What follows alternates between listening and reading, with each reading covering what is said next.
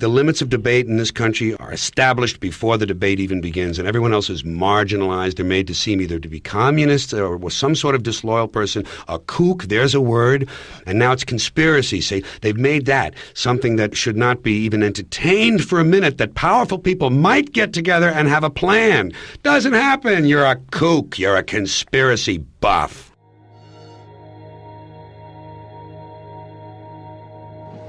What is at stake is more than one small country. It is a big idea, a new world order. Out of these troubled times, our fifth objective, a new world order, can emerge.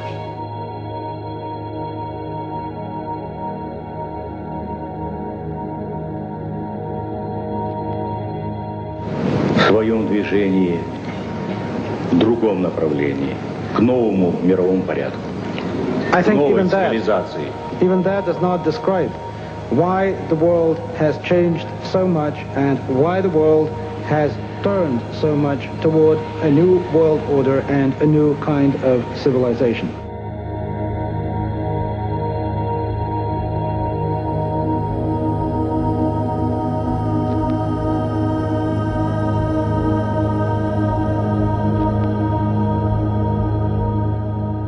After 1989, President Bush said, and it's a phrase that I often use myself, that we needed a new world order, and instead it looks like we got a lot of disorder.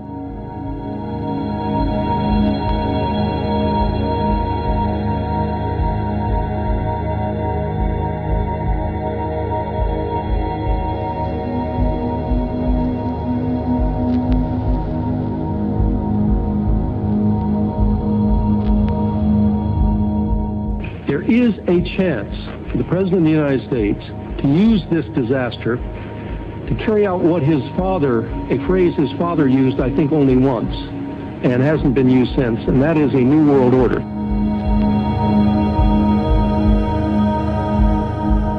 This was a stirring address, in my view, shorter than his father's speech when he announced the New World Order.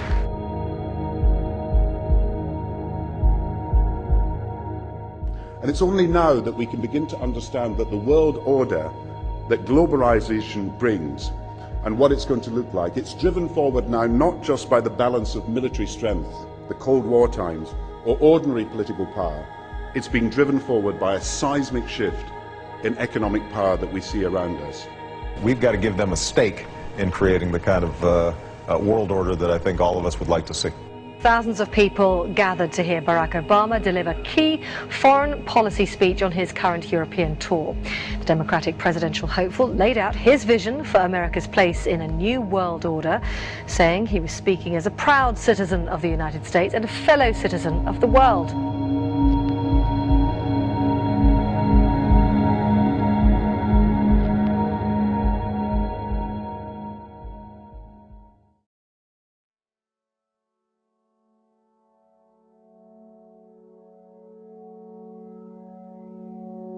This film is unique in that it systematically studies the origins, activities, and destiny of evil. Presentations in this genre make all kinds of predictions about the future, most of which will turn out to be wrong. Instead of dwelling on the future, I'm going to survey the past. The New World Order is like a rope. That rope is made up of cords of political, military, economic, scientific, cultural, and religious power. Each cord of the New World Order rope is composed of people at the outer layers who have no idea what the ultimate goal of those at the center of each cord is. As people work their way to the center of each cord, the ultimate goal of those associated with the New World Order becomes clear.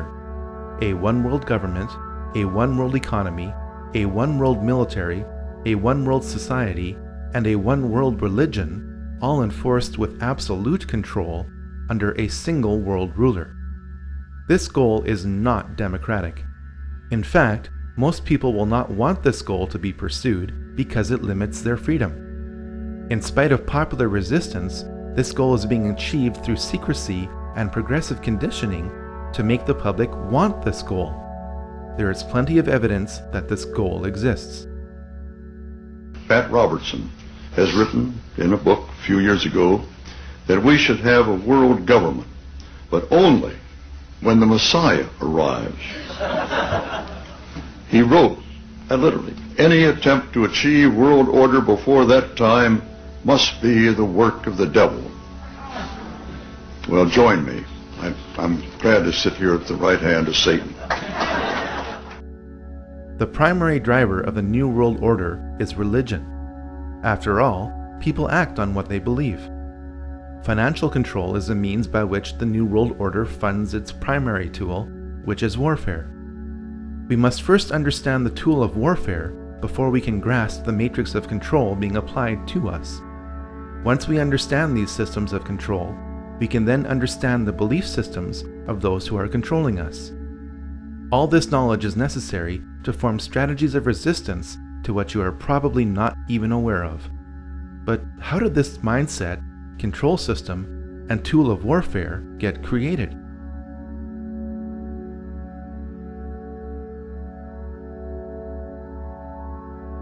All secret societies trace their origins back to the ancient mystery religions practiced in Sumeria, Egypt, and Babylon.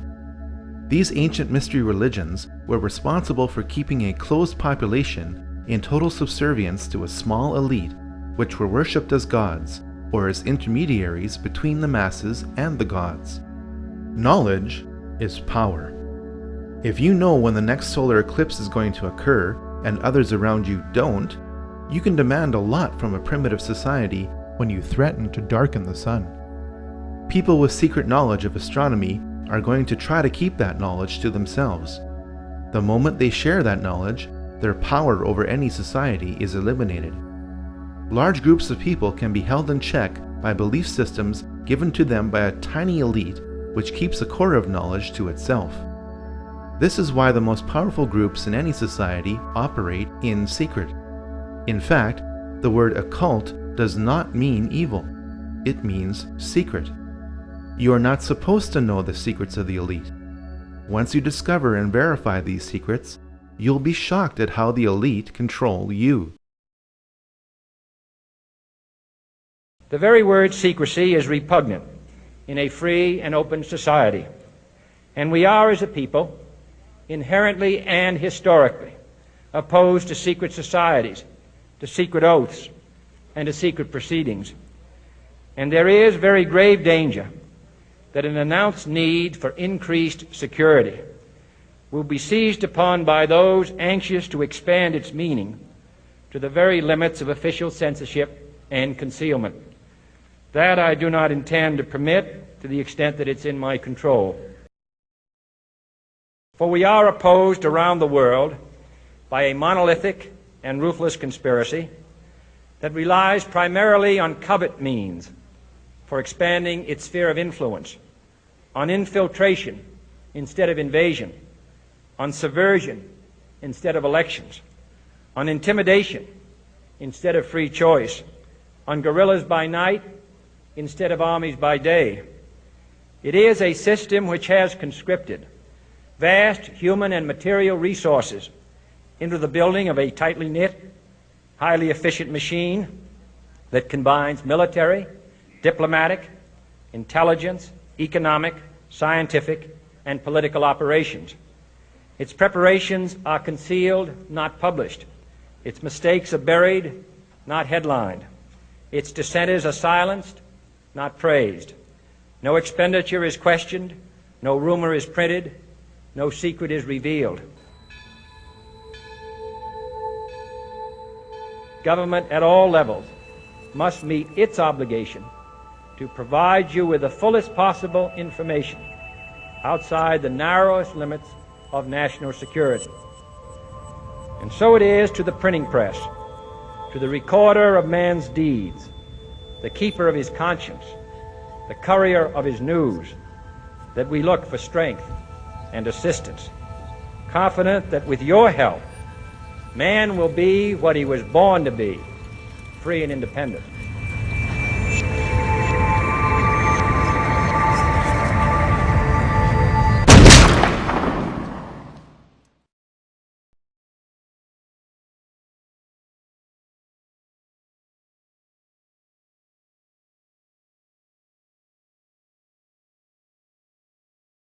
While other cultures were practicing pantheism, the monotheism of the Israelites kept them unique. When the Israelites were true to their faith, they prospered. When they began to absorb the teachings and practices of the surrounding cultures, the Israelites became oppressed by the civilizations they had previously resisted. Those within Judaism who were tempted by the occult practices of the surrounding cultures became the vehicle by which secret societies continued right up to today. Practitioners of the occult within Judaism codified their beliefs in a sub-religion which became known as Kabbalah. On the surface, Kabbalism appears to be Judaism. In reality, it is the exact opposite of Judaism. The Kabbalah offers an occult counter-explanation to the revelations of the Jewish prophets and the history of the Israelites. The Kabbalah depicts Moses as an occult figure whose purpose was to initiate the Israelites back into the more enlightened and advanced teachings of Egypt. We must grasp this if we are to understand much of what is happening in Israel today.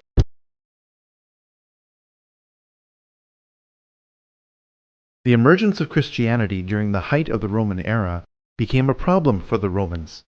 The more the Roman government tried to suppress Christianity, the more Christianity grew. Please remember that the next time somebody tries to tell you that religion is just a tool of control. Because the Roman government couldn't eliminate Christianity, it eventually decided to merge its belief system with it. The moral decline of the early church can be traced back to the time when Constantine decided to become a Christian for whatever reason.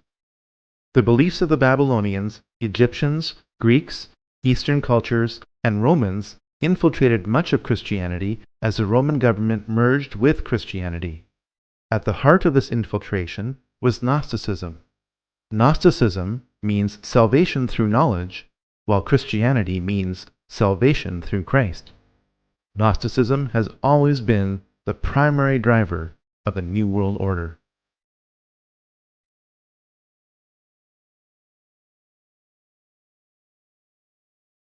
A military and religious order known as the Knights Templar was created in Jerusalem in 1118 by 9 French knights. Their official mission was to protect pilgrims on their journey to the Holy Land during the Crusades, and they participated in several battles in the Crusades themselves. The name Knights Templar was applied to this group when Baldwin II, King of Jerusalem, gave this group of knights lodging in his palace, built on the ruins of King Solomon's temple. By 1128, the order was given special protection by the Pope. As the Crusades wore on, the Knights Templar set up offices in Christian countries to encourage enlistment.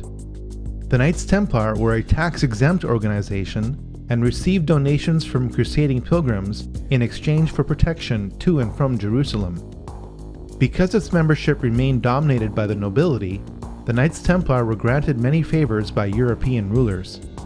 Through gifts of land and money, the Knights Templar became extremely wealthy and powerful.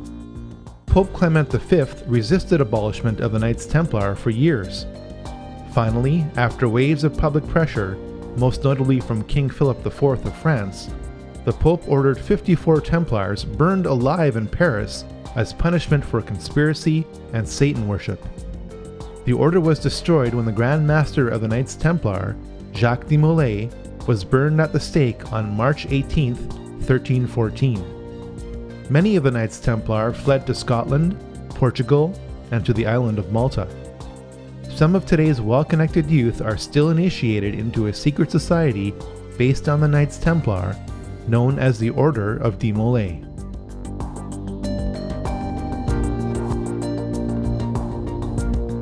The Rosicrucians were a religious order that combined the beliefs of ancient mystery religions with Christianity. It is not known whether the Rosicrucians were founded independently of the Knights Templar. At some point, these two groups merged and became one.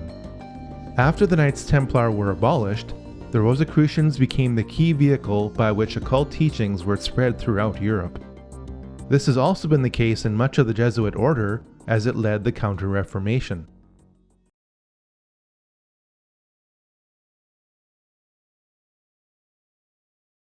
Freemasonry started when the Rosicrucians merged with the stonemason guilds of Europe. From the 1640s onwards, As the construction of grand cathedrals declined, Masons concentrated less on stonework and more on occult teachings. By 1717, the world's first Grand Lodge of Freemasonry was established in London. Freemasons were initially viewed positively by the public for doing good works, and the number of lodges grew rapidly throughout Europe. The age-old satanic desire for power also grew within Freemasonry.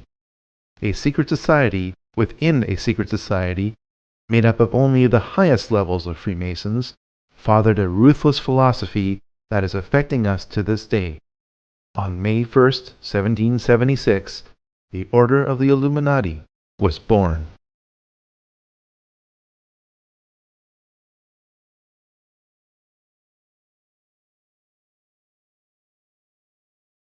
The Illuminati were a perfect storm of Freemasonic, banking, and religious interests. If you are truly interested in separating fact from fiction, what remains as fact about the Illuminati from original sources is most disturbing. By reading Robeson's Proof of a Conspiracy, the goals of the Illuminati become clear. Abolition of all monarchical government and patriotism to it. Elimination of private property and inheritance. Destruction of the traditional family. And eradication of all religion. The Illuminati were an extreme sect of Freemasonry. The effects of these institutions cannot be overemphasized. Over 5,000 years of occult history have been focused into Freemasonry and the Illuminati. Around 250 years of occult practices have flowed from them. The modern financial system was created by a family which had connections to the Illuminati. The goals of communism are identical to the goals of the Illuminati. Modern propaganda movements can be traced back to Freemasonry and the Illuminati. Every major war, from the French Revolution onwards, has been influenced by Illuminati philosophy to progressively promote a one-world government. The Illuminati were headed up by Adam Weishaupt. Weishaupt had a Catholic background and, contrary to popular myth, was not a Jesuit or secret Jew. When his father died when Adam was 5, Weishaupt was sent to live with his godfather, rector at Ingolstadt University.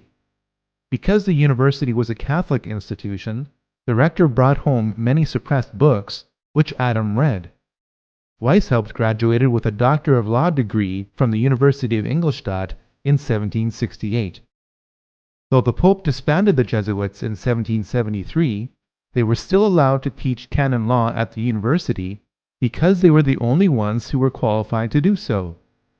This angered Weishaupt and pushed him further towards the radical teachings he read as a child. At first, Weishaupt had only a few disciples who met locally in Weishaupt's apartment in Ingolstadt, Germany. To my knowledge, this is the only presentation to prove the physical origins of the Illuminati. From this upper room, an evil philosophy of extreme rationalism was born.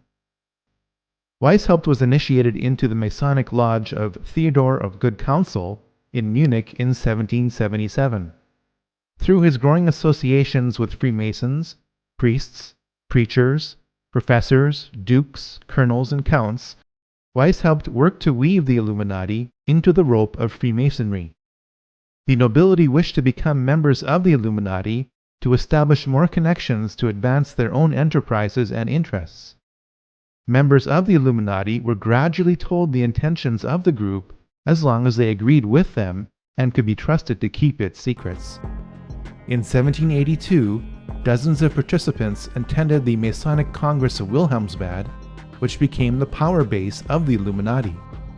At its height, the Illuminati had around 2,000 members. The House of Rothschild was on its way to becoming the most powerful banking family in the world. Mayer Amschel Bauer, a Jewish coin dealer of humble origins, changed his name to M.A. Rothschild. He placed a red shield in front of his banking house, which incorporated a hexagram. The family crest has evolved over time, but maintains this element within it to this day. Mayer Rothschild never became a member of the Illuminati, nor did he finance this movement as is commonly believed. Rothschild did act as banker for 2 members of the Illuminati. Archbishop Prince Karl Theodor Delberg attained the highest degree within the Illuminati in 1784 and was a traitor for France and Napoleon. He reluctantly emancipated the Jews of Frankfurt in 1811 for a high price, financed by Mayer Rothschild. Karl, Landgrave of Hesse-Kassel, was deeply into the occult and was the main organizer of the Congress of Wilhelmsbad, held at the summer home of Karl's brother, William IX, Elector of Hesse. The House of Hesse built up one of the largest fortunes in Europe by hiring out mercenaries conscripted from its own kingdom to other nobilities. Mayer Rothschild handled the mercenary blood money of the House of Hesse by becoming its banker in 1783. The House of Rothschild grew from its connections to members of the Illuminati, and not because the two were combined. Despite their best efforts at necessary secrecy, the Illuminati were exposed in 1784 by the Bavarian government, which soon issued an edict banning all secret societies. The workings of the order were contained in writings seized by the Bavarian government, which took them so seriously as to publish them in an official document entitled The Original Writings of the Order of the Illuminati, which was distributed to the major governments of Europe. Some members of the Illuminati were arrested, while most fled Bavaria under the edict. This only spread Illuminati philosophy further throughout Europe. Adam Weishaupt went underground and re-emerged under the sponsorship of Duke Ernst II of Saxe-Coburg-Altenburg, where he would continue to write books on the Illuminati until his death.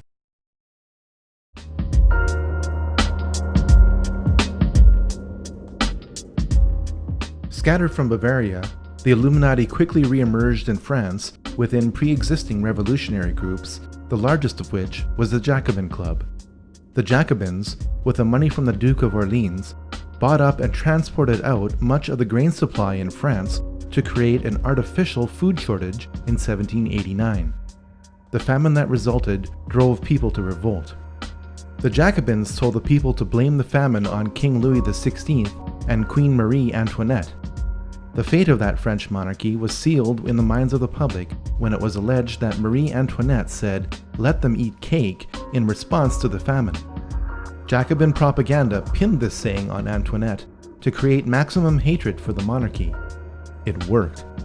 The hatred of all authority in the French Revolution did not stop with the execution of the French king and queen in 1793.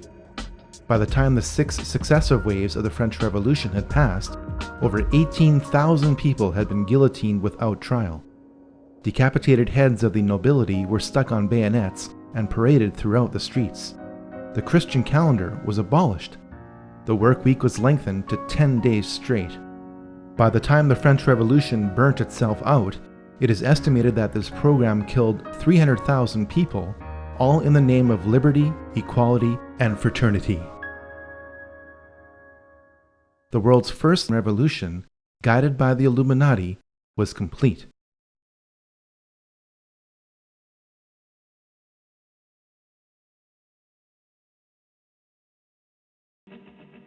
Though Mayer Amschel Rothschild died in Frankfurt in 1812, his empire grew through his family. Perhaps the one quote in modern English which sums up Mayer Rothschild's ambitions is this: "Give me control of a nation's money supply, and I care not who makes its laws." Towards the end of his life, Mayer told his 5 sons that they should expand the Rothschild banking empire throughout Europe. Nathan was sent to London. Amschel stayed in Frankfurt. Solomon went to Vienna. Karl traveled to Naples. James stayed in Paris. The establishment of the 5 centers of the Rothschild banking family is symbolized by the 5 arrows in the Rothschild family crest.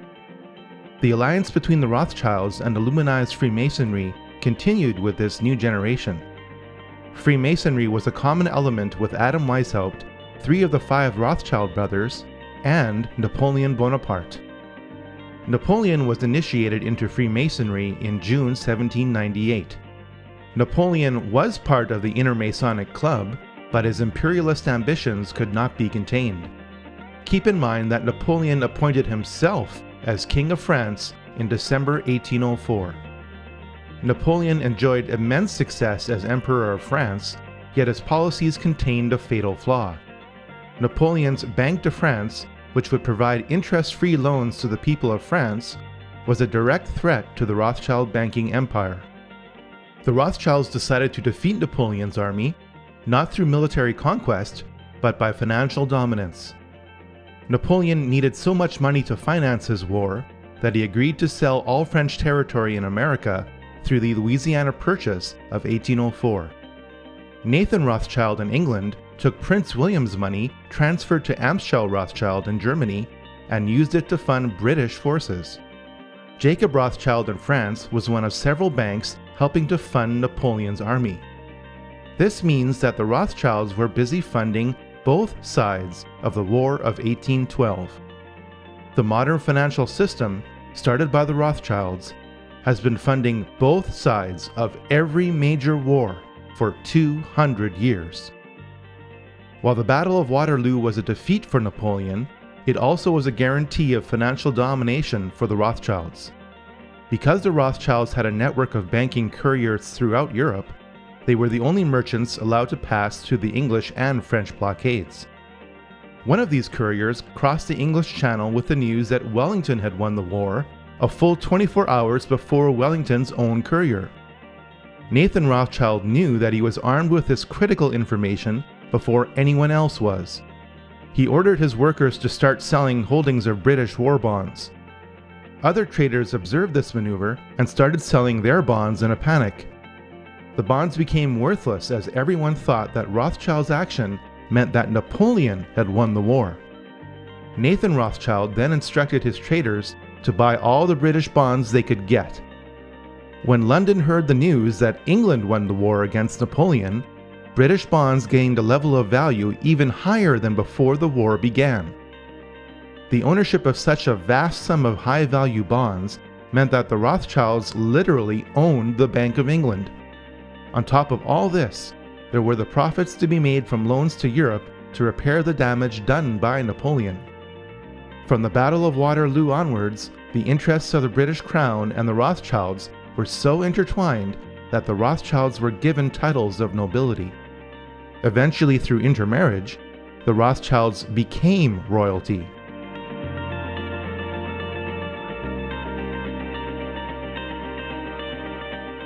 Following the Napoleonic Wars, the Illuminati thought that the nations of Europe would be so tired of fighting that they would agree to enter into a federation.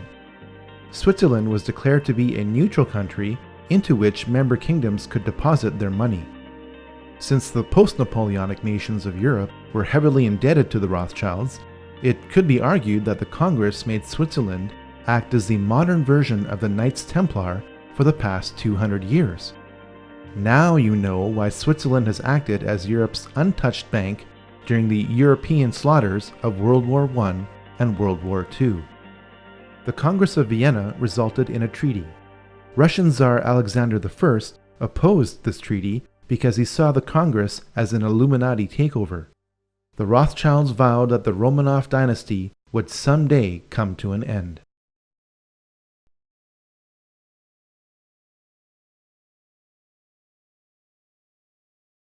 Columbus did not discover anything. The Vikings arrived in North America 500 years before Columbus did. Manly P. Hall, the most prolific Masonic author of all time, wrote a compact book in 1944 entitled The Secret Destiny of America. It confirms that the Old World knew about the New World for thousands of years. Columbus sailed to the West because his family and those who paid for his expedition were steeped in Rosicrucianism and wished to lay the foundation of a new world order. One only has to look at the cipher used in his signature for proof of this claim. Much of the occult knowledge of the Knights Templar is carved in stone in Scotland's Rosslyn Chapel. The carvings that line the inner frame above this window are of maize or of Indian corn that grew only in the New World. How could this be if the construction of the Rosslyn Chapel began in 1446, or 46 years before Columbus sailed to the West? For the answer to this question, we should look at the sails on the ships used by Columbus. They were adorned with the logo of the Knights Templar. From before the time of Columbus until today, America has always had a special place in the plans of the New World Order. The Illuminati in Europe saw the rare positive outcome of the American Revolution and sought to subvert it through the Columbian Lodge of the Order of the Illuminati, established in New York in 1785. Agents of the Illuminati worked to start a new revolution in America so that America would resemble France without the Napoleonic influence. In 1791, Alexander Hamilton established the first privately owned central bank in the United States with $10 million on a 20-year charter. This is contrary to the United States Constitution, which Hamilton signed. When the charter expired, the head of this private group was revealed. None other than Nathan Rothschild in England said, "Either the application for the renewal of the charter is granted, or the United States will find itself in a most disastrous war." The United States repelled the British on American soil within 1 year of Nathan Rothschild's pronouncement during the War of 1812. Fortunately for America, Britain was tied up fighting Napoleon in Europe and couldn't send enough troops to reclaim America. While America won a military victory, its financial back was broken. The War of 1812 forced the rechartering of the private bank of the United States. Thanks to the war and inflation, the debt owed to the bank exploded to $127 million. Andrew Jackson vetoed the bank in 1832. In 1835, President Jackson distributed a $35 million surplus. This was the only time in American history that the United States had balanced its books.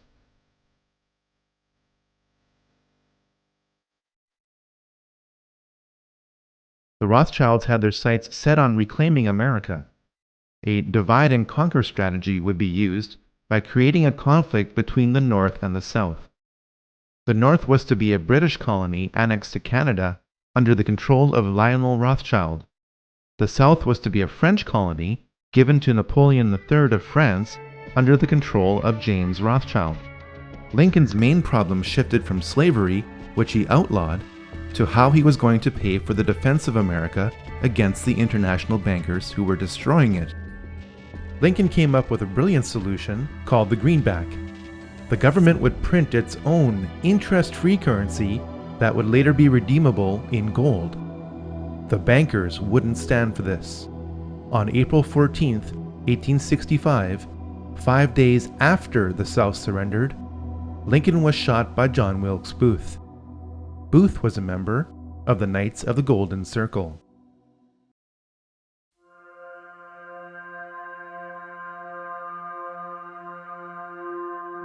The monarchies of Europe, led by the British royal family, had been involved in the occult for centuries through the sponsorship of clairvoyance.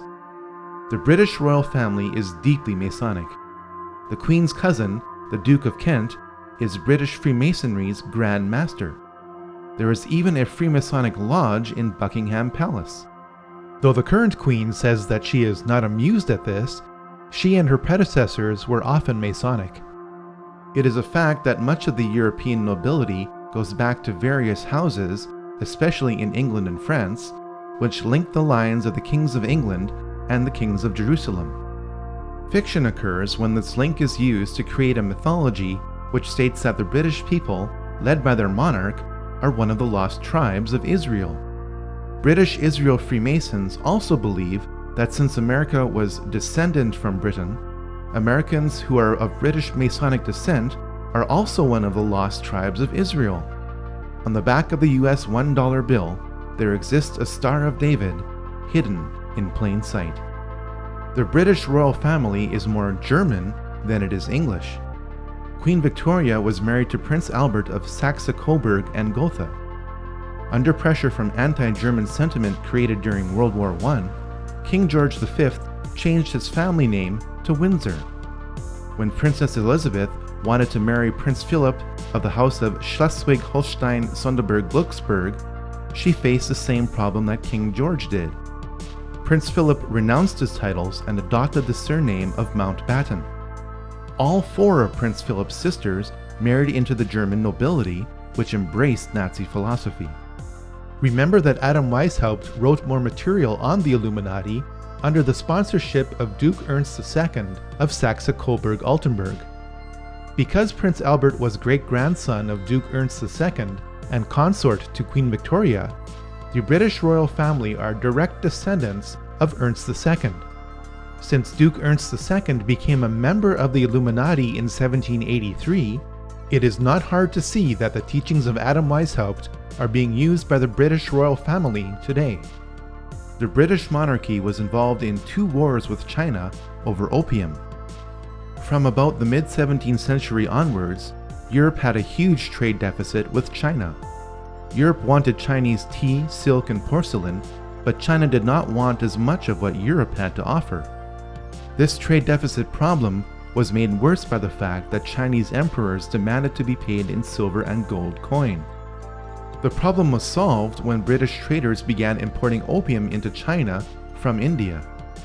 Large areas of China became addicted to opium. The addiction was so intense that in many areas of China, opium was currency. The conflict between the Chinese emperors and British traders grew so bad that Queen Victoria sent in the British army to fight the Chinese army over opium in 1839 to 1842 and again in 1846 to 1860. When you are told that the British royal family's wealth is based on taxation, don't believe it. It could be argued that the British East India Company occupied India on behalf of the British Crown and its traders. Afghanistan is occupied today by coalition forces. In 2007, 93% of the world's opium production came from Afghanistan. The 2006 Afghan opium harvest was also valued at $3 billion.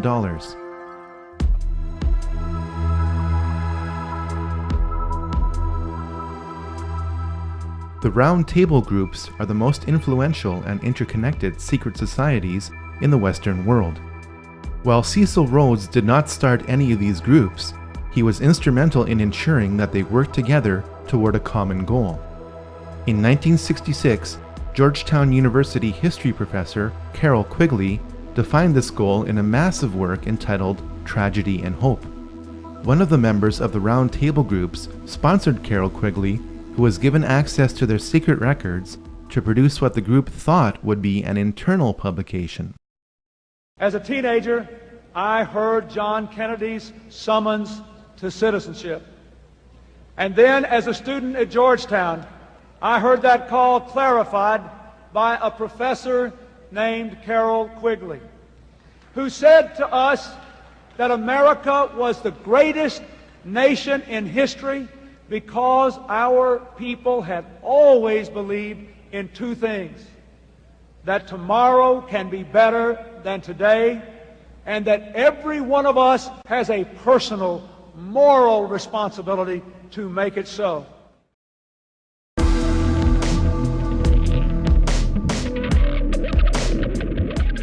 Soon after Adam Weishaupt died, Italian patriot Giuseppe Mazzini was appointed to be the head of the Illuminati in 1834. Mazzini became a 33rd degree Mason while attending Genoa University. The most important thing about Mazzini is that he formalized the Mafia. The name Mafia is an acronym which stands for Mazzini Artificia Furti, Incendi, and Avvelenamenti, or Mazzini authorizes thefts, fires, and poisonings. With the wave of Italian immigration to America starting in the 1890s, the practices of the Mafia merged with the Illuminati of America.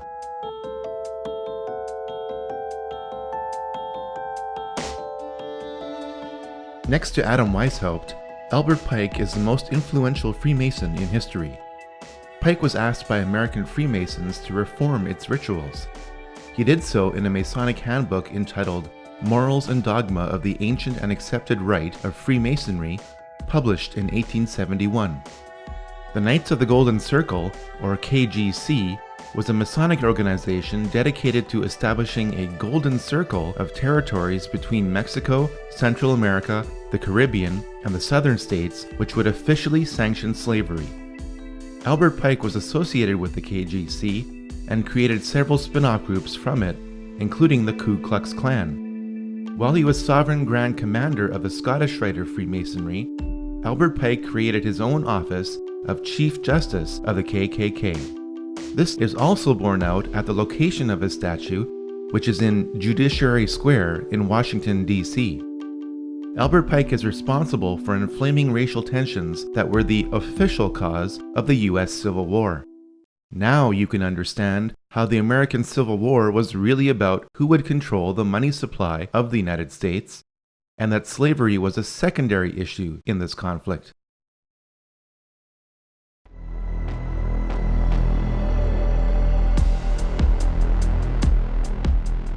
William Huntington Russell was one of the more prominent merchants involved in the Chinese opium trade.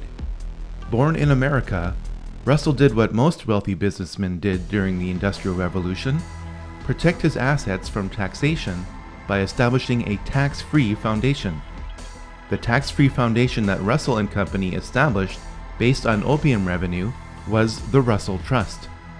The key institution of indoctrination that Russell Trust established was Skull and Bones. Skull and Bones was founded at Yale University in 1832 as a black lodge of Freemasonry. The odds that both presidential candidates would happen to be members of Skull and Bones is approximately 1 in 750,000. 3 generations of the Bush family have been members of Skull and Bones. George W. Bush, his father George H.W. Bush, and his father before him, Prescott Bush, were all members of this occult secret society. It has been alleged by members of Skull and Bones that it was Prescott Bush who stole the skull and bones of Indian Chief Geronimo and placed it in the tomb as a source of spiritual power. George W. Bush never apologized for his activities in Skull and Bones. One of the first things he did as president was appoint many of his fellow bonesmen to positions of power.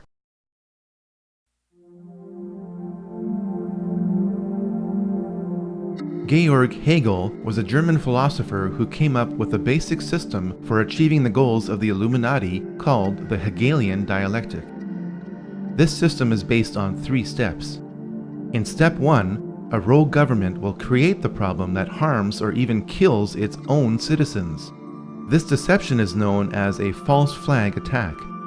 In step 2, a rogue government will control the reaction to the problem which it created by typically blaming it on an enemy or some aspect of its own society over which it seeks more control. This is why the term false flag attack is so named. In step 3, a rogue government will offer the solution to the problem which it created. This solution is typically a war or a system of regulations. The solution would usually not be accepted by the public had the rogue government not created the crisis and controlled the reaction to it in the first place. A government which seeks increasing control can keep pushing society to accept its agenda by following a series of problems, reactions, and solutions which it planned all along. The significance of the Hegelian dialectic is not how evil it is, but rather how often governments choose to follow it. There has not been a major war in the 20th and 21st centuries that does not follow the Hegelian dialectic.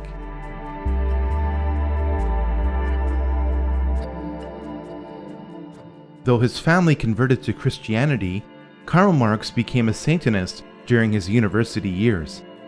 In a poem entitled Pale Maiden, Marx wrote, "Thus heaven I forfeited, I know it full well. My soul, once true to God, is chosen for hell." Over time, Marx became a 32nd degree Mason. Karl Marx met up with German philosopher Friedrich Engels. Engels joined a revolutionary group 10 years earlier, founded by Giuseppe Mazzini. It was Engels who would feed Karl Marx physically and intellectually for life. Marx published the Communist Manifesto in 1848 based on a draft from Engels. The manifesto was commissioned by the Communist League in London, whose history can be traced back to the Jacobin Club and the Illuminati. The foundations of communism are identical to the goals of the Illuminati. Karl Marx was always looking for money. He found it when Nathan Rothschild gave Marx several £1,000s to finance the cause of socialism through the Hegelian dialectic. Marx wrote Das Kapital in 1867, which became known as the Bible of the working class. While his Bible called for the working class to rise up and overthrow the financial bourgeoisie, Marx evidently did not practice what he preached. In an 1864 letter to his uncle, Marx announced that he made £400 on the stock exchange. Nikolai Lenin picked up where Karl Marx left off. Lenin admired Mikhail Bakunin, who wrote, "The evil one is the satanic revolt against divine authority. Satan, the eternal rebel, the first free thinker, and the emancipator of worlds." While attending university, Lenin became a Mason.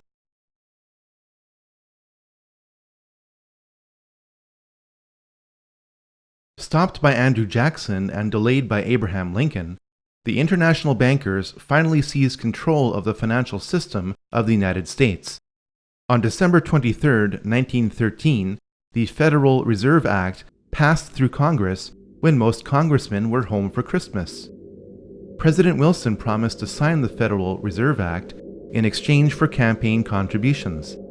This unconstitutional act allowed a private group of international bankers to print pieces of paper as money which would be loaned out to the government at interest.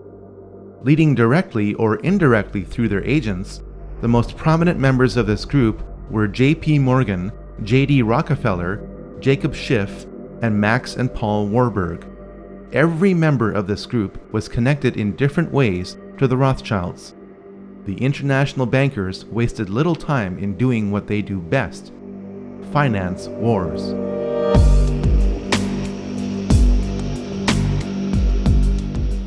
The bankers of Europe and America found a way to ignite the growing tension between Germany and the Anglo-American establishment for the economic and cultural dominance of Europe. Most people know that the flashpoint of World War I along the Western Front was the torpedoing of the Lusitania on May 7, 1915. What most people don't know is how the operations of the Lusitania were engineered to provoke this war. British intelligence broke the German war code in December 1914. This meant that the First Lord of the Admiralty, Winston Churchill, knew where every German U-boat was in the English Channel. The Lusitania slowed to await the arrival of its military escort through the channel. Churchill ordered the escort to return to port. The Lusitania was crawling alone through a war zone. A private letter from Churchill removes any doubt as to whether he intended for the Lusitania to be sunk. Roughly 1,200 people lost their lives in an engineered event designed to start a war. The Germans claimed that the Lusitania was carrying arms from America to be used by Britain against Germany. 93 years later, this claim has been proven to be true. The English-speaking press, controlled by the CFR in America and the Rothschild-owned news services in Europe, published the claim that the barbaric Germans had attacked an unarmed passenger ship. This ignores the fact that the German government placed warnings in New York newspapers reminding passengers that the ship would be sailing into a war zone. The best example of how the Illuminati bankers funded both sides of World War I was given through Max and Paul Warburg. Paul Warburg's firm of Kuhn, Loeb & Company was in charge of Liberty Loans, which helped finance the American military. Max Warburg's firm of M.M. Warburg & Company helped finance the German military. The Rothschilds were unable to control Russia because of the Tsar until World War I, when the alliance between the European and American bankers was complete. Jacob Schiff spent $20 million in gold to finance the Russian Revolution through Leon Trotsky, who was exiled in style in New York.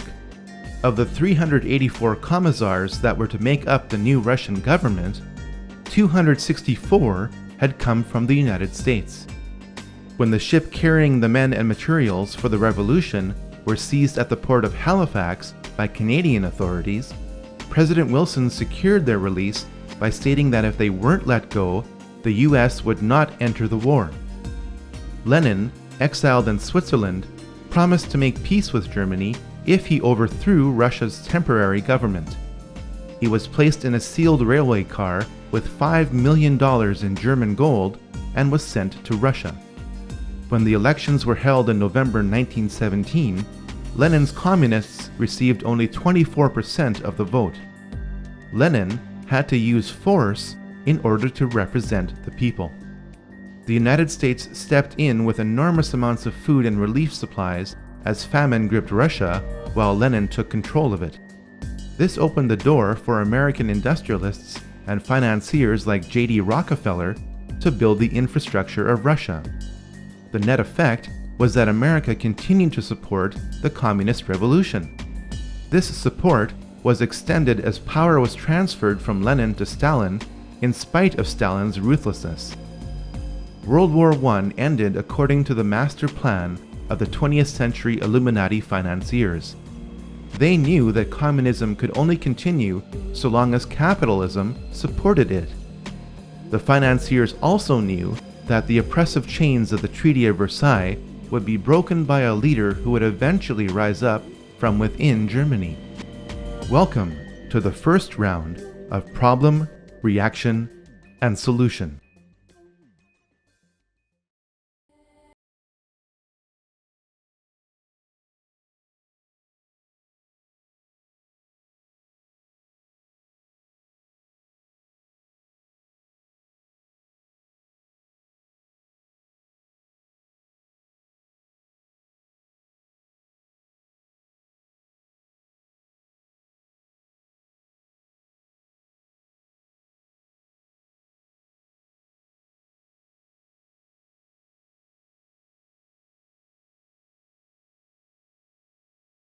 The CFR, which was officially formed in New York in July 1921.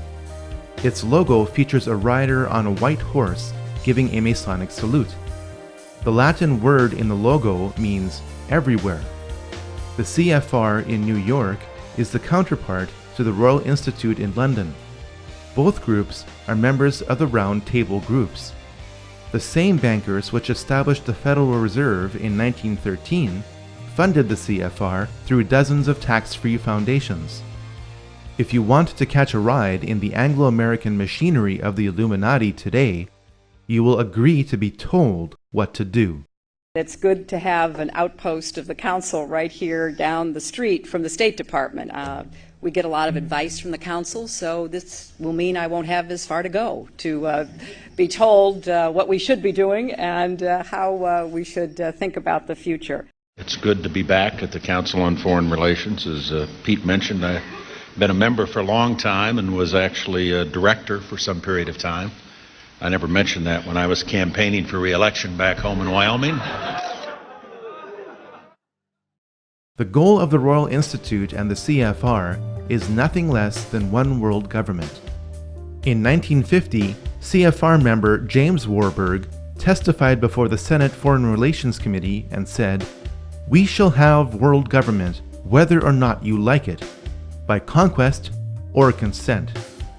You would think that the CFR would be the talk of the American mainstream media, but the CFR dictates what will make the American news and how it will be presented to reporters in key positions who are along for the establishment ride.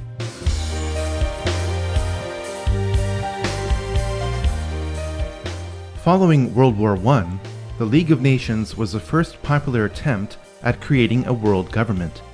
The League was promoted as the way of providing a collective security, since an attack on any one member of the League would be considered an attack on all. The League failed as an organization, but acted as a successful stepping stone for the globalists. The League of Nations allowed the international bankers like J.D. Rockefeller to give more loans to more nations, provided the international bankers controlled the banking system of that nation. When the Bank for International Settlements was established in 1930, the Illuminati financiers gained more control of the world's money supply. This was all the more reason to start World War II.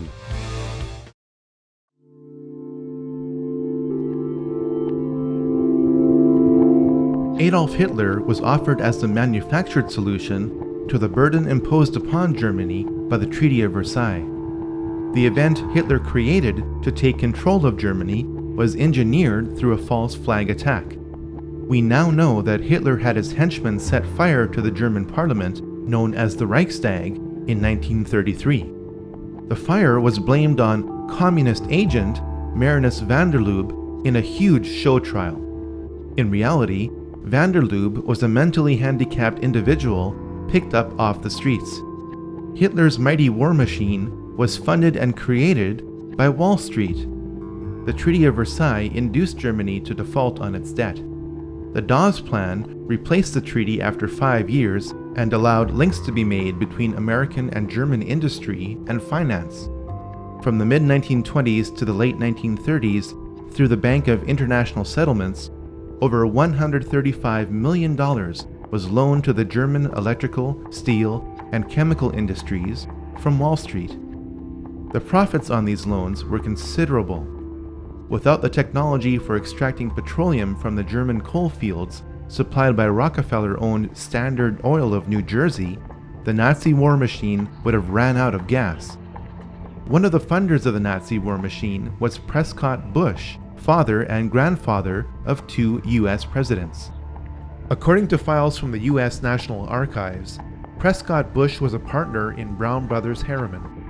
This was one of the corporations used by industrialist Fritz Thyssen to move assets between America and Germany. Prescott Bush's assets in Union Banking Corporation were seized under the Trading with the Enemy Act in 1942, after America entered the war. The Bush family fortune was built in part from funding the very enemy that would kill over 400,000 American troops. May I introduce our co-editors for this edition of the Longines Chronoscope. Our distinguished guest for this evening is the Honorable Prescott Bush, United States Senator from Connecticut.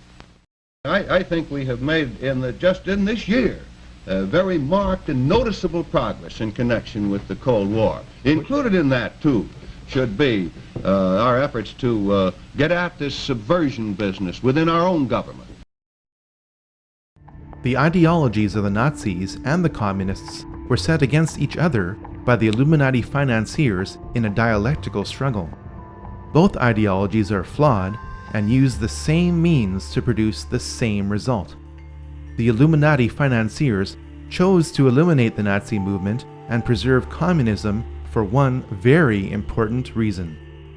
Hitler started to print money just like the Federal Reserve. At this point, all of Europe was tied up in war with itself. The problem and reaction stages of World War II would only be solved through America. America entered World War II based on the Pearl Harbor attack that was allowed to happen and deliberately made worse. The Japanese signals indicating the time, place, and resources to be used in the attack were remotely intercepted and sent to President Roosevelt. President Roosevelt chose not to relay the information to Pearl Harbor. America now had the excuse to attack Germany, even though Germany never attacked America. The Japanese were ready to surrender in February 1945, but 2 nuclear bombs were dropped on them after this date instead of being used in Europe. The madness of World War II accomplished several things for the Illuminati financiers. Profits could be generated by rebuilding Japan and using it to provide cheap labor to flood America with inexpensive goods. This would accelerate the long-term planned process of bringing down America, just as China is being used to help finish the job today. Communism was allowed to consume half of Europe in order to lock America and the Soviet Union in a new dialectical struggle and a new opportunity for profit. Most importantly, World War II paved the way to create the United Nations and the Nation of Israel. It must be noted that the top 4 players of World War II had ties to the occult. Hitler was deeply involved in the black arts. He joined a group focused on esoteric teachings called the Thule Society. This is where the logo for the Nazi Party came from. The occult foundation of Nazi philosophy was laid by Dietrich Eckart, not by Adolf Hitler. Joseph Stalin was involved in Freemasonry. Here we see him giving the same sign of the hidden hand, the same hand sign of Freemasons Napoleon and Solomon Rothschild. Franklin Roosevelt was a 32nd degree Mason. Winston Churchill was a member of 2 Masonic lodges, including a Druidic lodge. When you look at a photograph of the 3 main characters involved at the Yalta Conference in February 1945, keep in mind that all 3 were Freemasons.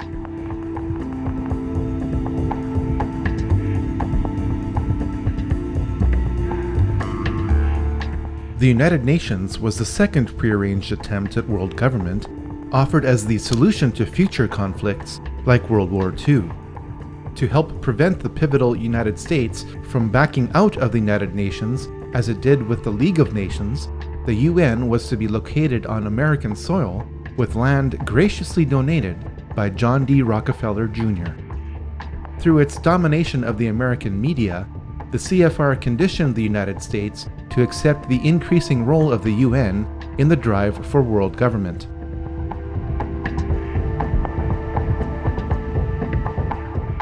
Political Zionism, a tool of the Rothschilds, clearly expressed the desire to create Israel long before World War II.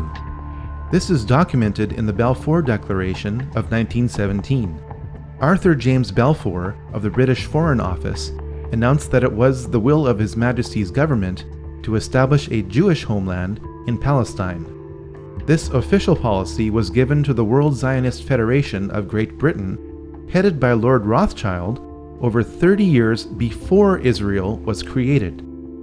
James Balfour, a willing tool of the British Freemasonic crown, was awarded many Masonic royal titles for this and other services rendered. Political Zionism used and magnified the anti-Semitism of the Nazi movement to create Israel. As soon as Hitler took power in 1933, many Jews around the world boycotted German goods.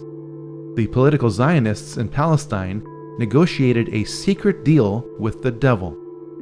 In return for the transfer of 60,000 Jews and $100 million to Palestine, political Zionists would halt the worldwide Jewish-led anti-Nazi boycott that threatened to topple the Hitler regime in its first year.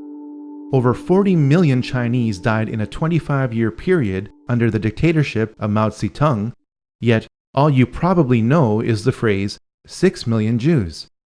The Holocaust of the Jews has been ground into the public consciousness by the political Zionists who used its horror to justify their goal.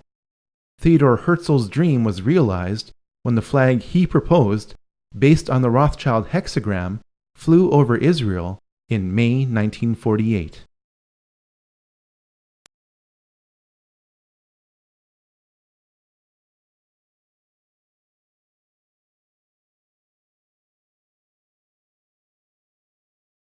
The wars against Asian communism for 30 years were symptoms of a much larger problem. The problem was that the Illuminati financiers were using a new dialectic to control the world. By pitting the capitalist West against the communist East, the world was locked in a state of bipolar tension with little chance of truly breaking free. The arms race between America and Russia was the best symbol of this tension. Russia was given the tools and technology to make the atom bomb by the American establishment in 1944.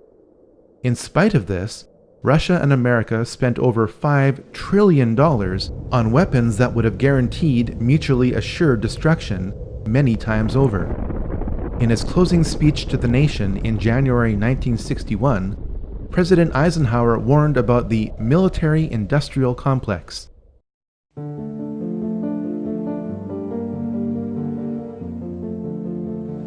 Until the latest of our world conflicts, the United States had no armaments industry. American makers of plowshares could, with time and as required, make swords as well. But we can no longer risk emergency improvisation of national defense. We have been compelled to create a permanent armaments industry of vast proportions. Added to this, 3.5 million men and women are directly engaged in the defense establishment. Now, this conjunction of an immense military establishment and a large arms industry is new in the American experience.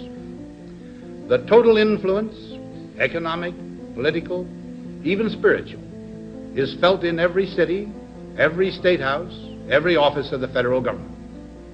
We recognize the imperative need for this development, yet we must not fail to comprehend its grave implications. Our toil, resources, and livelihood are all involved. So is the very structure of our society. In the councils of government, we must guard against the acquisition of unwarranted influence, whether sought or unsought, by the military-industrial complex. The potential for the disastrous rise of misplaced power exists and will persist. We must never let the weight of this combination endanger our liberties or democratic processes. We should take nothing for granted. Only an alert and knowledgeable citizenry can compel the proper meshing of the huge industrial and military machinery of defense with our peaceful methods and goals, so that security and liberty may prosper together. We didn't listen to him then. We still aren't listening now. The Illuminati financiers planned for the failure of communism. Communism as a system is guaranteed to fail without support. It failed in 1989 through the symbology of the fall of the Berlin Wall. China was busy by this time producing goods for the capitalist West. In 50 years, the planet went from a multipolar world to a bipolar world to a monopolar world. In the meantime, 3 more secret societies emerged to help manage the planet without your awareness or consent. The time to encourage another war would soon be around the corner.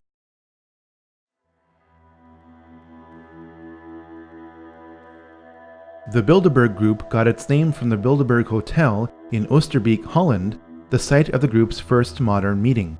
It was founded by Prince Bernhard of the Netherlands in 1954, though its practices can be traced back to the Knights Templar. The Bilderberg Group was originally concerned with a regional Europe for the benefit of its members at the expense of national sovereignty. Over time, its scope has broadened to include balanced membership mainly from NATO countries. Many members of the CFR are also members of the Bilderberg Group. Once a year in 5-star hotels between Europe and North America, around 100 influential people gather together to determine the future of the planet for the next 1 or 2 years. The membership and accomplishments of the Bilderberg Group have been impressive. Presidents are chosen by this group. When Queen Beatrix and David Rockefeller get together at a Bilderberg meeting, you are looking at the 2 people on the planet who control the lion's share of the world's oil supply. The 2008 oil price and credit boom and bust were planned events according to leaks from the Bilderberg Group in 2006. The Bilderberg Group also created the European Union.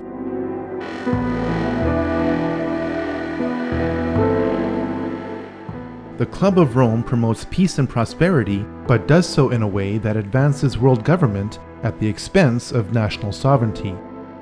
It was founded in April 1968 by Aurelio Pecci, a prominent Italian industrialist. Affiliations with the Club of Rome have included members of the Rockefeller family and the CFR. Of all the globalist organizations we have encountered so far, the Club of Rome is the group which is the most heavily involved in the New Age movement, regardless of its size.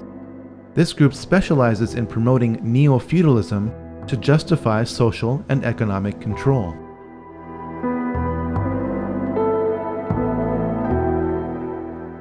The Trilateral Commission was created in 1973 by David Rockefeller to launder money. As more congressmen and informed citizens became aware of the CFR and the Federal Reserve during the 1950s and 60s, global planners realized that they had to be more covert.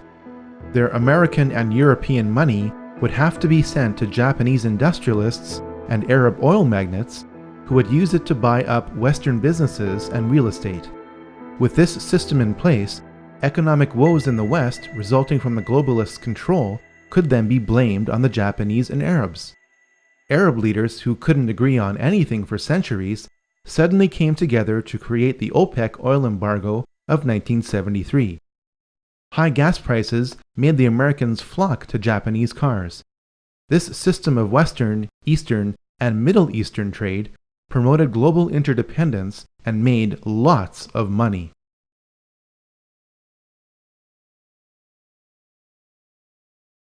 Saddam Hussein became the new target of the Illuminati financiers with the collapse of communism in 1989.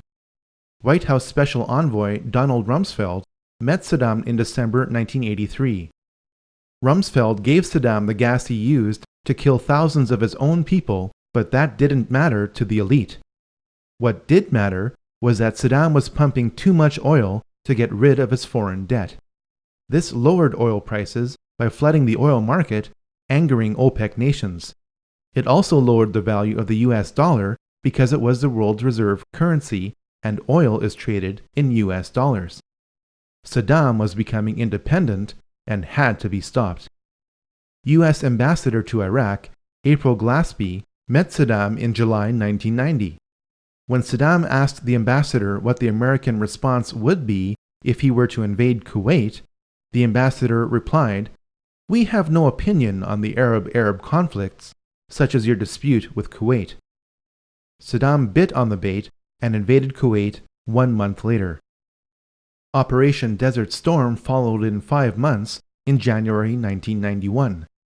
Saddam's army was destroyed in 5 weeks. While I was there, I saw the Iraqi soldiers come into the hospital with guns. They took the babies out of the incubators, took the incubators and left the children to die on the cold floor.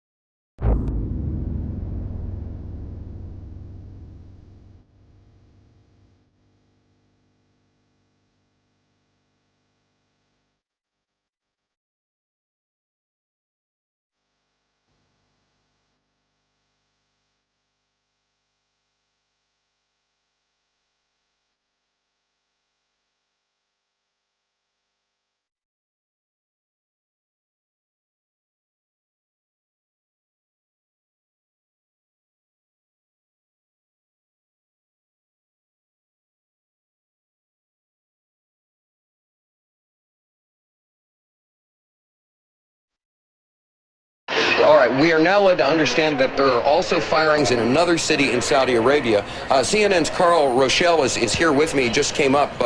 Carl, I know we can't be very specific given these restrictions, but within those parameters, what did you see? Well, what I saw, I didn't see anything hit. I looked almost straight above us, and there's a vapor trail coming from my right to my left, and there's a cloud of something. It looks like it might have been an explosion, a cloud.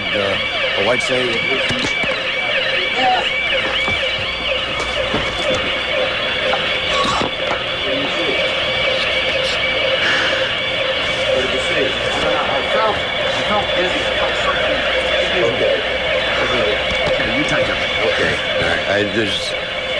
My apologies for that. He's putting on a gas mask.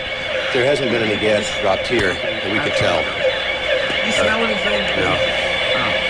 No. You may smell some of the fumes from a missile exhaust going off.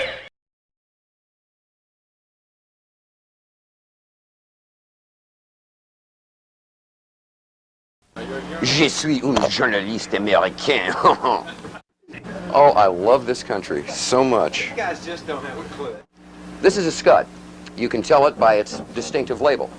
Now, when the missile is launched, the first thing you look for is the plume sticking out behind it. Now, when you detect this, you can tell it's been launched. Thank you.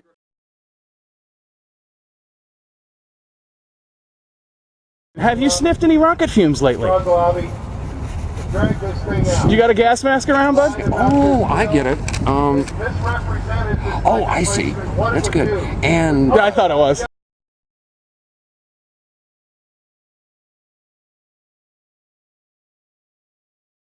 They took the babies out of the incubators, took the incubators and left the children to die on the cold floor. And they had kids in incubators, and they were thrown out of the incubators so that Kuwait could be systematically dismantled. It's a proud day for America, and by God, we've kicked Vietnam syndrome once and for all. Thank you very, very much. Saddam's baited invasion meant that the nation of Iraq and its rich oil reserves could be held indefinitely as ransom by the globalists from 1991 onwards. But this was not enough for the elite. George Herbert Walker Bush, member of Bohemian Grove and Skull and Bones, whose father helped finance the Nazis, signaled the intention of the Illuminati. His New World Order speech to Congress was given on September 11, 1990, exactly 11 years before another staged event. The crisis in the Persian Gulf, as grave as it is, also offers a rare opportunity to move toward an historic period of cooperation. Out of these troubled times, our fifth objective, a new world order, can emerge.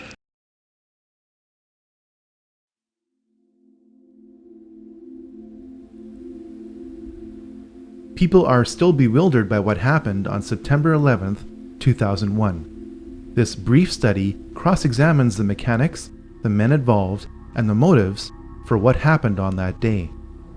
Most people assume that Flight 93 was crashed by its passengers after they overtook the terrorists who controlled it. After all, it left a scar in the earth. Here's the problem. According to a USGS aerial survey, that scar existed in 1994 or earlier. At this point, we have two choices. We can choose to believe that a full-sized airliner being fought over can crash into topsoil in precise alignment with a pre-existing scar, leaving that scar relatively intact. We can also choose to believe that only part of the plane landed within that scar. The first option would violate the patterns of hundreds of airplane crashes over decades. The second option forces us to ask whether pieces of the plane were found in other locations. Indeed, this is the case. Small pieces of the plane were spread out over a debris field several miles long. This forces us to ask how the plane disintegrated. According to retired Colonel Don de Grand Pré, it was shot down by a member of the Air Force. We have since learned the probable name of the pilot who eliminated Flight 93. Lieutenant Colonel Rick Gibney was the only pilot in the United States Air Force to be given an award in secret for his actions on a special mission on 9/11. Most people assume that Flight 77 struck the Pentagon with no warning by a crack pilot. In recorded testimony before the 9/11 Commission, then Transportation Secretary Norman Mineta recalled what he witnessed in the Presidential Command Center below the White House. During the time that the airplane coming in to the Pentagon, there was a young man who would come in and say to the Vice President, the plane is 50 miles out, the plane is 30 miles out. And when it got down to the plane is 10 miles out, the young man also said to the Vice President, do the orders still stand? And the Vice President turned and whipped his neck around and said, of course the orders still stand. Have you heard anything to the contrary? This testimony proves that the Vice President was aware that something was approaching the Pentagon. Hani Hannour is alleged to have hijacked Flight 77 and flown it into the Pentagon. Here's the problem. The flight parameters for Flight 77, obtained under the Freedom of Information Act from the National Transportation Safety Board, indicate that the flight deck door remained closed once the plane was in flight. The mid-air hijacking of Flight 77 could not have taken place if the cockpit door never opened. One of the popular myths of 9/11 is that the Twin Towers were towering infernos. If that's true, then people wouldn't have been told to return to work in the South Tower. In the neighboring South Tower, people are also evacuating, but an announcement over the PA system tells workers their building is secure and they can return to their desks, an announcement that will soon have tragic consequences. If the towers were towering infernos, then the Battalion 7 chief would have never been able to make it to the 78th floor and say, We got tanks, isolated pockets of fire. We should be able to knock it down with 2 lines. Where you know that? 78th floor, numerous 1045 coal lines. If the tower fires were melting steel columns, then Edna Sintron wouldn't have been able to wave from the plane impact zone with her light pants not even singed.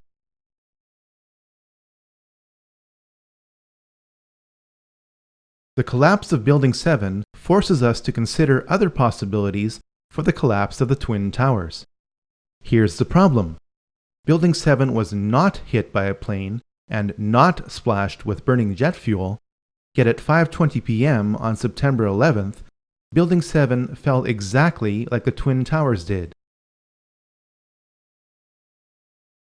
For the third time today, it's reminiscent of those pictures we've all seen too much on television before, when a building was deliberately destroyed by well-placed dynamite to knock it down. The most logical explanation for the building collapses on September 11th is the most outrageous: through the use of explosives.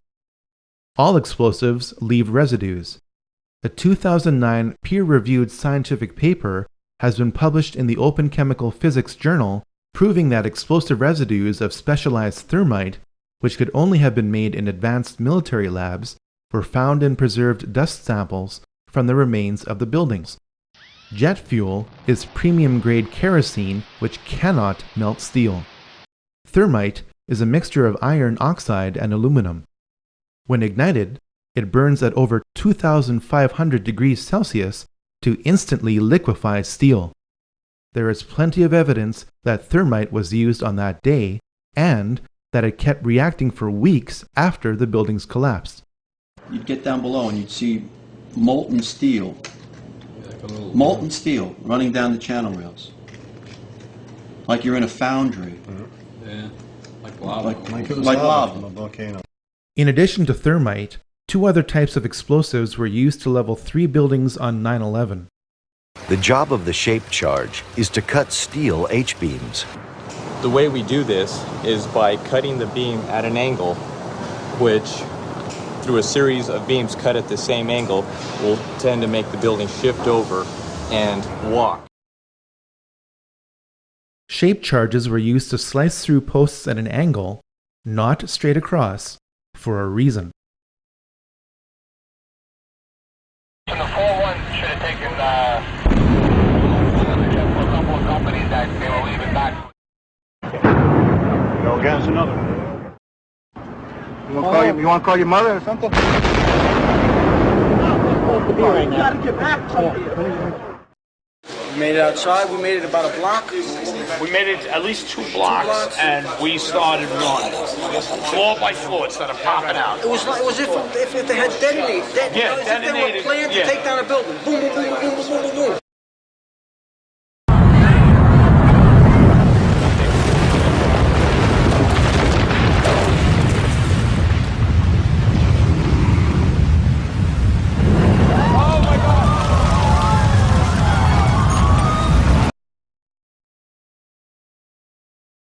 Based on the evidence, the final roll sequences after pre-weakening with thermite and shape charges was most likely done with nuclear explosives. Don't think of Hiroshima. If the United States Army was loading nuclear shells by hand into howitzers 50 years ago, what do you think is available in the 21st century? The evidence for the use of nuclear explosives on 9/11 is substantial. A government report tried to spin the appearance of the radioactive isotope tritium at ground zero in concentrations dozens of times higher than the surrounding area.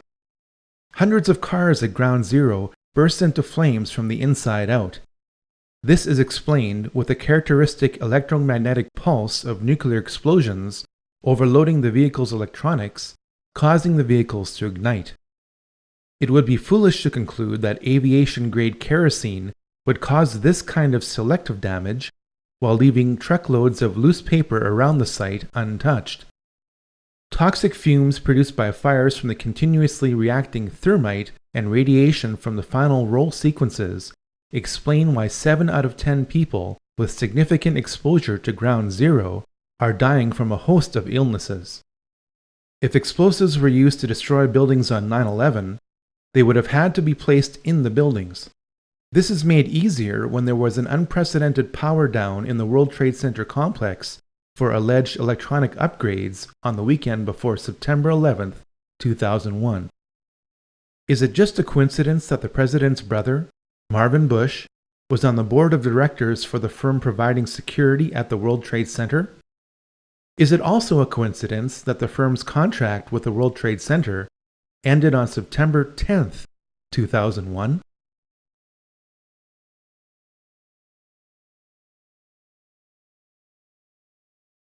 The so-called terrorists who attacked America without warning were trained and lived at U.S. military bases.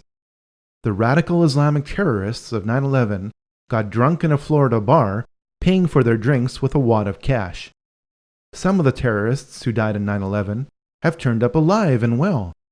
The 9/11 terrorists list has not been updated. Documents reveal that Osama's CIA codename was Tim Osman. This leads us back to Zbigniew Brzezinski because he created the Mujahideen in the late 1970s, which were later renamed Al-Qaeda. The people of Pakistan know what the US will never admit to, that Osama bin Laden is a CIA asset. Who is Osama bin Laden?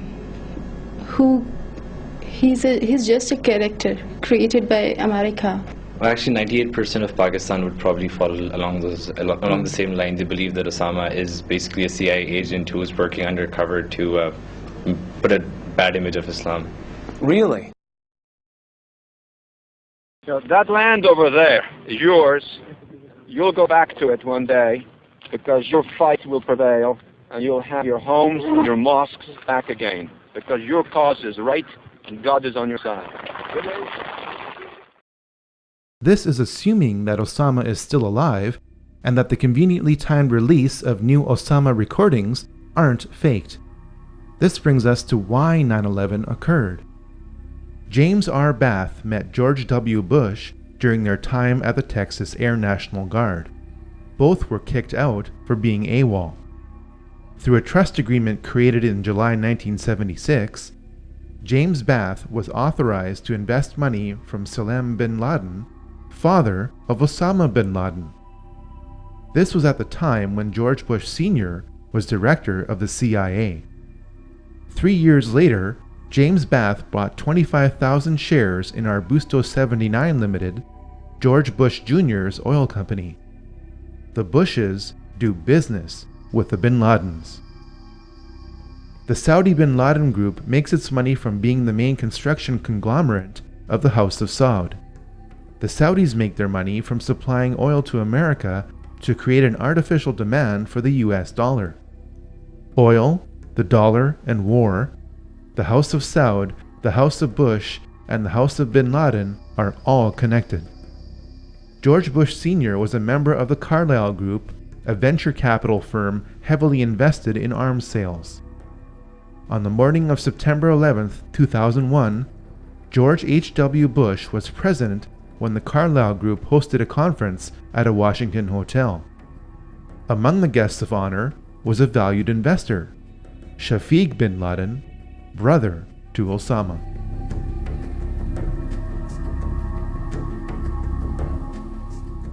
Operation Northwoods is the name of a top-secret report produced in 1962 by the highest-ranking military officer in the United States. This report remained classified for nearly 40 years, and for good reason. It suggested that the United States military should attack America under a system of pretexts. The attack would then be blamed on Cuba as an excuse to invade Cuba. The details of this report are staggering. Items inside a military base could be blown up and burnt. A ship at harbor could be sabotaged by starting large fires with naphthalene. Funerals for mock victims could be conducted. A modified military plane could be substituted for a civilian plane and loaded with passengers under carefully prepared aliases. The military aircraft would then be converted to a drone. The United States military planned to attack America in 1962 using remote-controlled aircraft to justify invading Cuba. Fast forward to 9/11. Because the cockpit door of Flight 77 never opened in flight, this is exactly what happened on 9/11. Now you can never say they'd never think of that. They thought of that in 1962. They thought about it again in 2001. The Project for a New American Century is a neoconservative think tank. Some of its members are the most powerful people in the United States. In a report dated September 2000, 1 year before 9/11, this group wanted to turn the United States military into a vehicle of global domination. You may doubt this interpretation until you turn to page 60. Here, we read that advanced forms of biological warfare that can target specific genotypes may transform biological warfare from the realm of terror to a politically useful tool. This report noted that this transformation would trouble American allies and would take a long time, absent a catastrophic and catalyzing event like a new Pearl Harbor. The goal of the war on terror is to make loads of money and to accelerate the next great dialectical war. Insurgents keep being captured, but some of them turn out to be MI5 agents. Over 160,000 soldiers and 180,000 civilians and mercenaries are being used to fight 100 Al-Qaeda soldiers. Members of Al-Qaeda are being trained at US military bases. Opium is flowing from Afghanistan. The lies are so thick that bricks of cash are being given out to soldiers to keep them quiet. The Illuminati do not want peace. They want more wars. I met Rockefeller through a female attorney I knew, and I met him and I liked him, and he was a very, very smart man. He's the one who told me 11 months before 9/11 ever happened that there was going to be an event. Never told him what the event was going to be, but there was going to be an event, and out of that event, we were going to invade Afghanistan to run pipelines from the Caspian Sea. We were going to invade Iraq, to take over the oil fields, establish a base in the Middle East, and make it all part of the New World Order. And sure enough, later, 9/11 happened. And I remember he was telling me how you're going to see soldiers looking in caves for people in Afghanistan and Pakistan and all these places. And there's going to be this war on terror, which is no real enemy. And the whole thing is a giant hoax, but it's a way for the government to take over the American people. And he said the end goal is to get everybody chipped, to control the whole society, to have the bankers, the elite people, the bankers and some governor controlling the world. In earlier times, it was easier to control 1 million people than physically to kill 1 million people. Today, it is infinitely easier to kill 1 million people than to control 1 million people. It is easier to kill than to control. He has proven to be an outstanding friend and somebody who I've learned an immense amount from. And for him to support me in this campaign and then be willing to come out here to Iowa is a testimony to his generosity. So if everybody could please give Dr. Brzezinski another round of applause.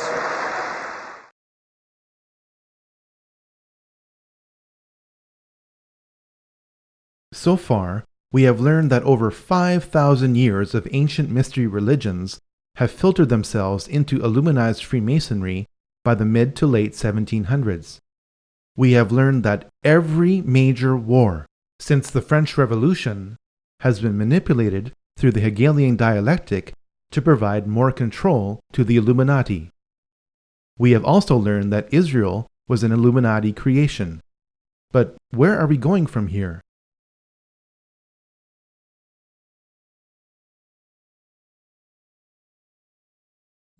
In September 1973, the Club of Rome issued a report entitled Regionalized and Adaptive Model of the Global World System. It proposed dividing the world into 10 kingdoms.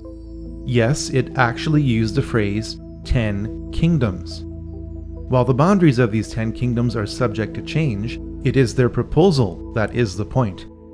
Since that proposal in 1973, the world is being divided into 10 kingdoms. It started with the European Union. It is continuing with the African Union. It is now here with the North American Union, or NAU. Our elected political leaders in North America deny the existence of the NAU, calling it a conspiracy theory. They do so while the Queen's representative in my province of Manitoba lays out its infrastructure. Can you say today that this is not a prelude to a North American Union similar to a European Union? Are there plans to build some kind of superhighway connecting all three countries? And do you believe all of these theories about a possible erosion of national identity stem from a lack of transparency from this partnership? A couple of my opposition leaders have speculated on massive water diversions and superhighways to the continent, maybe interplanetary, I'm not sure as well. Manitoba is also taking a major role in the development of a mid-continent trade corridor, connecting our northern port of Churchill with trade markets throughout the central U.S. and Mexico. I'm amused by some of the speculation, some of the old, you call them political scare tactics. If you've been in politics as long as I have, you get used to that kind of technique where you lay out a conspiracy and then force people to try to prove it doesn't exist. And that's just the way some people operate. An alliance has been built with business leaders and state and city governments spanning the entire length of the corridor. When fully developed, the trade route will incorporate an inland port in Winnipeg with pre-clearance for international shipping. I'm amused by the difference between what actually takes place in the meetings and what some are trying to, say takes place. It's quite comical, actually, when you realize the difference between reality and what some people are talking on TV about. And we cannot be effective at major economic matters any longer unless we work with our other economic partners around the world and work with them closely and intimately. That is essential. I know some people don't like it. It's a loss of national sovereignty, but it is a simple reality.